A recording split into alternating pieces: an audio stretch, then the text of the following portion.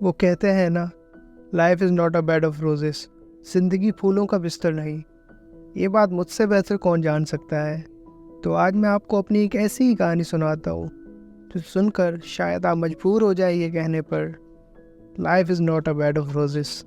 एक हादसे ने मुझे ऐसा आजमाया कि जिसने अपनी उड़ान से ज़माने को हैरान कर देना था, वो पंछी अपने ही घर में कैद होकर रह गया।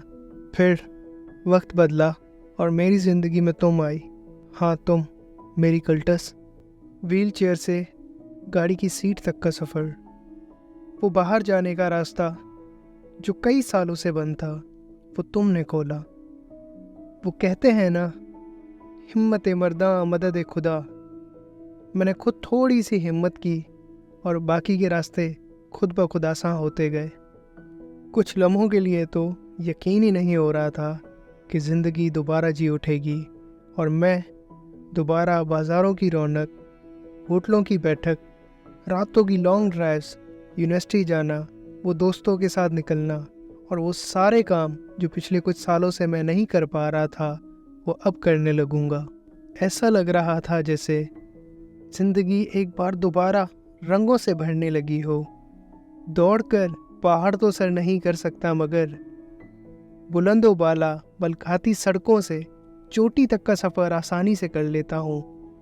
दोस्तों के साथ तपते सहराओं का सफ़र भी किया, जो कि कभी एक ख्वाब सा लगता था।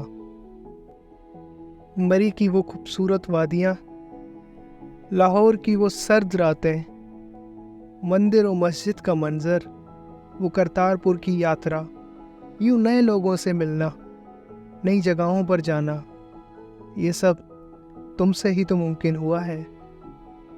तुम सिर्फ मेरी गाड़ी नहीं बल्कि मेरे पैर हो, और इन्हीं पैरों के साथ मैं अपनी मंजिलों की तरफ आगे बढ़ सकता हूँ, जो कि कभी मेरा ख्वाब थी।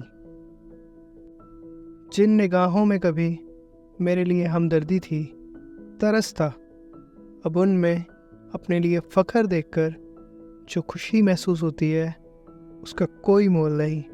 अब मैं एक कैद परिंदा नहीं बल्कि वो आज़ाद पंछी हूँ जो अपनी मर्ज़ी के मुताबिक कहीं भी उड़ान भर सकता है। और मुझे ये आज़ादी तुम्हारी बदौलत मिली है।